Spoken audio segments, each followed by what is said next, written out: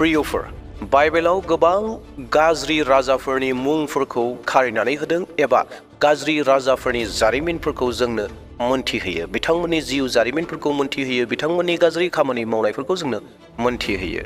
नाथाय प्रियफोर नोंथांमोना मोनथिगौना, राजाल' नङा रानिफोरबो दङ। गोबां गाज्रि रानिफोर दङ। दा दिनै आङो नोंथांमोननो बे भिडिअनि गेजेरजों गासै 7 गाज्रि रानिफोरनि बिसय बाथ्रा लानानै फैदों। बिथांमोननि जारिमिनखौ बुंना होनो नागिरदों। बिथांमोना माबायदि गाज्रिमोन, जेरावहाय राजाफोरखौबो फेजेनदोंमोन, राजानिख्रुइबो बांसिन गाज्रि, आरो गावनि बिसाय एबा हौवाखौ, डेट मिन्स राजाखौबो बेबायदि खामानि मावनो थाखाय गंग्लाय होदोंमोन, जेराव गावहा गाज्रि, गावनि हौवा राजाखौबो गाज्रि खालामदोंमोन। बेबायदि रानि 7 रानि लानानै फैदों। नोंथांमोना बेफोर गासै बाथ्राफोरखौ मोनथिनो थाखाय भिडिअखौ जोबजासिम नायगोन। आरोबाव खावलायनो हास्थायबाय, सोरबा जुदि आंनि चेनेलाव दिनै गोदान फैदोंब्ला चेनेलखौ साबस्क्राइब खालामना लागोन, आरो लोगोसेयैनो नोंथाङा सानोब्ला बेफोर बाथ्राफोरखौ गुबुनाबो मोनथिनांगौ होननानै, अब्लाना नोंथाङा शेयार खालामदो, आरो लोगोसेयैनो नोंथाङा मोनसे लाइक होनानै होदो। बयनिख्रुइबो गाज्रिसिन रानिनि सेथि लिस्टआव दङ जाहैबाय जेजेबेल रानि। आरो बे जाथाया बै समनि जाथाय जेराव अमरिनि बिसाज्ला आहाब राजानि रायजो खुंनाय समनि बाथ्रा। आहाब राजाया बै समाव गासै सामारियायाव 22 बोसोर रायजो खुंदोंमोन। बै रायजो खुंनाय समाव जानाय जाथाय। इसोरा बै समाव इजराइल जाथिनो लागै मोनसे नियम होनानै होदोंमोन, खान्थि होदोंमोन। बे जाहैबाय गुबुन हारिनि सिख्लाफोरजों हाबा जानो मोनैनि नियम खान्थिखौ इसोरा गावनो इजराइल माहारिफोरनो बानायनानै होदोंमोन। नाथाय आहाब राजाया बे बाथ्राखौ मानियाखसै, बे बाथ्राखौ लायाखसै। बियो गुबुन हारिनि सिख्लाखौ हाबा खालामबाय। आरो बै आहाब राजाया हाबा खालामनानै लाबोनाय बे सिख्लानि मुङानो जेजेबेलमोन। आरो बे जेजेबेला सिडन हादरनि राजा इतबालनि बिसाजोमोन। आरो बिखौनो राजा आहाबा हाबा खालामनानै लानानै फैदोंमोन। जेब्ला राजा आहाबा जेजेबेलखौ हाबा खालामनानै लानानै फैदों, बै समाव जेजेबेला गावजों लोगोसे बाल मोदाय आरो आसेरा मोदायखौ लानानै फैफादों आहाबनिसिम। जेब्ला रानि जेजेबेला गावनि बिफाजों सिडनाव दङमोन, बै समाव बि रानिया बाल मोदाय फोथायोमोन, बाल मोदायखौ फुजा खालामोमोन, आसेरा मोदायखौ खुलुमोमोन। आरो बेबायदिनो बे गासै मोदायफोरखौ गावजों लोगोसे बियो हाबा जानायनि उनावबो लानानै फैदों आहाब राजानियाव। जेजेबेला बिनि उनाव आहाब राजाखौ बे मोदायफोरखौ खुलुमहोदों, बाल मोदाय आसेरा मोदायखौ खुलुमहोदों, आरो इजराइल माहारिनि इजराइल सुबुंफोरखौ बे बाल मोदायखौ खुलुमहोदों, आसेरा मोदायखौ खुलुमहोदों। आरो गोबां इसोरनि नाबिफोरखौ सिथारहोदों, जाय नाबिफोरा बाल मोदायखौ खुलुमाखैमोन आरो आसेरा मोदायखौ खुलुमाखैमोन। बैसोर बायदि नाबिफोरखौ जेजेबेला सिथारहोजोबदों। जेजेबेलनि गोसोआ ओरैबायदि गाज्रि, जेरावहाय नाबुद होननाय सासे मानसि दङमोन, सुबुं दङमोन, इसोरखौ गिग्रा सुबुं। बिनि आंगुरनि बागानखौबो सेनानै लादों। बे नाबुदा जि आंगुर बागान खालामोमोन, आंगुर गायोमोन, आबाद मावोमोन, बे बागानखौ बियो गाज्रियै फाव फान्दायनानै बिनि आखाइनिफ्राय सेनानै लादों। बेफोरबायदि गासै गाज्रि खामानिखौ जेजेबेला मावदोंमोन। आरो मोनफ्रोमबो बिसयावनो जेजेबेला इसोरनि उल्थायै खामानि मावदोंमोन, इसोरखौ दुखु मोनहोदोंमोन। बेयावखाय जेजेबेलनि जिथु थैनाय, बे थैनायाबो गोबां गाज्रि, गोबां गिथावनायै थैनाय जादोंमन। अनजाग्रा प्रियफोर, जेजेबेलनि जिथु थैनाय, बे थैनाया इजराइलनि जि समाव राजाया सोलायबाय, जि समाव इजराइलनि राजा हिसाबै यहुवा राजा जादोंमोन, बै समाव जेजेबेलनि थैनाया जादों। यहुवा राजा जानानै मोनसे समाव जेजेबेलनि महलाव फैदोंमोन आक्रमण खालामनो थाखाय। आरो बै समाव जेजेबेला गोजौ खथानि खिरखियाव जिरायनानै दङमोन। आरो बै समाव बियो खिरखिनिफ्राय गोग्लैबोदों, आरो खिरखिनिफ्राय गोग्लैबोनानै बिनि उनाव यहुनि गराया बिखौ हुख्रेमदों। बिनि उनाव जेजेबेलनि गासै मोदोमफोरखौ सैमाफ्रा जाजोबदों। बेबायदिहै जेजेबेलनि थैनाया जादों। अनजाग्रा प्रियफोर, जों बेनिफ्राय सोलोंनो हायो जे जेजेबेल बायदि गाज्रि रानि बाइबेलाव गैबावलिया। बियो ओरैबायदि गाज्रि रानि, जेरावहाय मानसिफोरखौ नंखाय इसोरखौ खुलुमहोदों, इसोरनि सैथो मानसिफोरखौ सिथारहोदों, बायदि रोखोमनि गाज्रि परिकल्पना खालामनानै मानसिफोरखौ नस्थ' खालामदोंमोन आरो बे जारिमिननि गेजेरजों जोङो बेखौ मिथिनो हागौ जायहा इसोरनि बिरुद्धि थाङो जायहा इसोरनि उल्थायै गसङो बे मानसिया माबायदि साजा मोनो माबायदि थैनो गोनां जायो। देवब्ला प्रियफोर दानाब्ला जोङो नैथि गाज्रि रानिखौ नायदोनि बेनो जाहैबाय आथालिया जायहा नैथि लिस्टआव गोग्लैदों गाज्रि रानिफोरनि गेजेराव बेबो सासे गोबां गाज्रि रानि। आथालियाया आहाब आरो जेजेबेलनि बिसाजोमोन। जि समाव आथालियानि जोनोम जादोंमोन बै समाव आथालियानि बिमा बिफा जेजेबेल आरो आहाबानो गाज्रिमोन, सासे गाज्रि राजा आरो सासे गाज्रि रानि होननानै मोनथिजायोमोन।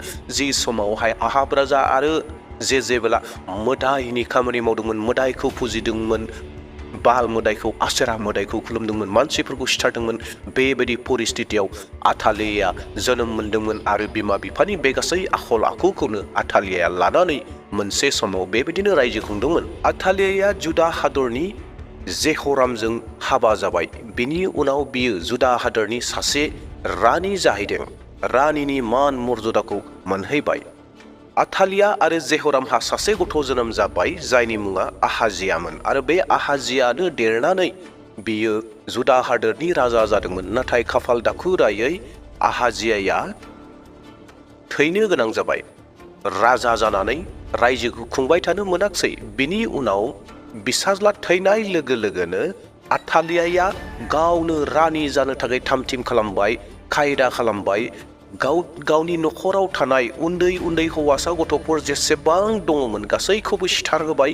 सिथारहोजोबखांनानै बियो गावनो रानि जाबाय आरो जुदा हादराव बाल मोदाय आसेरा मोदायखौ बयखौबो खुलुमनो आदेश होबाय। जुदा हादराव थानाय सुबुंफोरखौ बाल मोदाय आरो आसेरा मोदाय बयखौबो खुलुमहोदों। बेबायदियै गाज्रियै बे आथालिया रानिया राज खुंदोंमोन, रायजो खुंदोंमोन। गासै बेफोरखौ मावखांनायनि उनाव बोथोरफोरा बारलांबाय थाबाय। जेब्ला जवासनि रायजो खुंनाया फैयो बै समाव आथालियाया बै समावहायनो जवासजों सिथार जायो। दे दानाब्ला फैदो जोङो थामथि गाज्रि रानिखौ नायदोनि बेनो जाहैबाय हेर'दियास। हेर'द राजानि फंबाय फिलिपनि बिसि हेर'दियास। हेर'द रायजोनि रायजो खुंनाय समाव हेर'दहा सासे फंबाय दङमोन फिलिप मुंनि आरो बिनि बिसिनि मुङानो जाहैबाय हेर'दियासमोन। अनजाग्रा प्रियफोर, बे हेर'दियासआ मोनसे समाव हेर'द राजाजों आरोबाव नैथि हाबा जानो थाखाय हेर'द राजाजों सायख'जादों। हेर'द राजाया गावनि फंबायनि बिसिखौनो मोजां मोनदों आरो फिलिपनि बिसियाबो हेर'दखौ मोजां मोनबाय। बिसोर सानैजों हाबा जानो थाखाय थामथिम खालामबाय। बे समावनो जहन दुबक, जायखौ जोङो जहन दा बाप्ताइस होननानै मोनथियो, जहन दा बाप्ताइसआ बाथ्राखौ मोनथिनानै हेर'द राजानि खाथियाव थांनानै हेर'द राजाखौ बिनि जानो हास्थायनाय जिथु हाबा, हेर'दियासजों हाबा जानो नागिरनाय, बे हाबानि बिसय जहन बाप्ताइसआ बाथ्रा बुंहैदोंमोन। जहन दा बाप्ताइसनि बुंनाय बाथ्राया बेनोमोन जे हेर'द राजा, नोङो गावनि फंबायनि बिसिखौ गावनि बिसि खालामनो नागिरनाया गोरोन्थि जादों होननानै जहन दा बाप्ताइसआ हेर'द राजाखौ बुंहैदोंमोन। आरो बे बाथ्राखौ बुंनायनि थाखायनो हेर'द राजाया जहन दा बाप्ताइसखौ जोबथेसालियाव दोनदोंमोन। बुथारनो सिथारनो हास्थायदोंमोन हेर'द राजाया। नाथाय जहन दा बाप्ताइसखौ सासे नाबि होननानै गोबां मानसिफ्रा फोथायगौ, गोबां सुबुंफ्रा फोथायो। बेयावखाय बेखौ सिथारोब्ला गन्दगल जागोन होननानै हेर'द राजाया सिथाराखसै आरो बेखौ जोबथेसालियाव दोनबाय। माखासे समफोर बारलांनायनि उनाव हेर'द राजानि जोनोम सान मोनसे फारिलाइ फैदों आरो बे जोनोम सानाव गावनिनो बिसाजो हेर'दियासनि बिसाजो हेर'द राजानि बिसाजोआ बे फारिलाइयाव बे जोनोम साननि प्रग्रामाव मोसानो थाखाय थामथिम जाबाय आरो बे मोसानायनि सिगांनो बिनि बिमाया हेर'दियासआ बेखौ फोरोंनानै दोनखादोंमोन जाहैबाय जे नोंनि नोमफाया हेर'द राजाया जुदि माबा मोनसे सुबिदा होयोब्ला बिनो थाखाय नोङो जहन दा बाप्ताइसनि खर'खौ बि होननानै बिमाया फोरोंखानायसै। आरो बेबायदिनो प्रग्राम फारिलाइया फैबाय आरो थिग बेबायदिनो हेर'दियासनि बिसाजोआ हेर'द राजानि मोखाङाव मोसानो मोननायसै आरो मोसाखांनानै जिहेतु बिनि मोसानायखौ नायनानै हेर'द राजाया गोबां मोजां मोनबाय, राज दरबाराव थानाय गासैबो मोजां मोनबाय। दा बेयावहाय हेर'द राजाया गावनि बिसाजोनियाव सोंबाय जे नोंनो मा नांगौ, नोंनि मोसानाया गोबां मोजां जाबाय, दा बेयावहाय आं नोंनो बान्था होनो हास्थायदों, नों जेखौनो बियो आं बेखौनो होगोन होननानै हेर'द राजाया खोथा होबाय। आरो बेबायदिनो हेर'दियासनि बिसाजोआ एबा हेर'द राजानि बिसाजोआ गावनि बिफानियाव राजानियाव बिनायसै जे आंनो जहन दा बाप्ताइसनि खर'खौ नांगौ होननानै बुंबाय। हेरद राजाया जेब्ला बे बाथ्राखौ खोनायो गोसोआव दुखु मोनदों, नाथाय राजानि जबान होनायनिफ्राय बियो गोजानबो जानो हालिया। दा बेयावखाय गावनि सासे शेलाखौ आदेश होनायसै, सान्थ्रिखौ आदेश होनायसै जे जहन दा बाप्ताइसनि गोदोनाखौ दानस'नानै लाना फैदो होननानै। आरो राजानि हुकुम बायदिनो सासे सान्थ्रिया थांनानै जहननि खर'खौ दानस'नानै थोरसियाव लानानै फैबाय आरो गावनि बिसाजोनो होनायसै। आरो बिसाजोआ गावनि बिमानो जहननि खर'खौ थोरसियाव लानानै गावनि बिमा हेर'दियासनो गथायहैनायसै।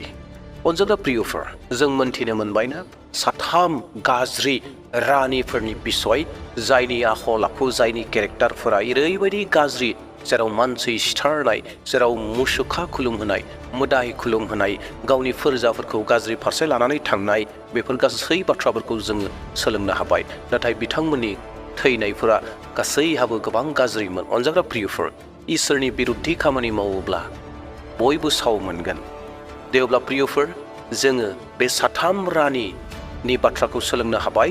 नोंथांमोना हयथ' बबेयाव बेफोर गासै जाथायफोरा जाखो होननानै साननो हागौ। दा बेयावखाय आं बिथांमोननि जिथु जारिमिन दङ, बे जारिमिनखौ बबे बाइबेल सिरियाव दङ, बबे लेखायाव दङ, बेखौ नोंथांमोननो डिसक्रिप्सनाव होनानै होगोन। नोंथांमोना थांनानै डिसक्रिप्सनाव नायहैगोन जे बेफोर जारिमिनफोरखौ बबेयाव मोननो हायो।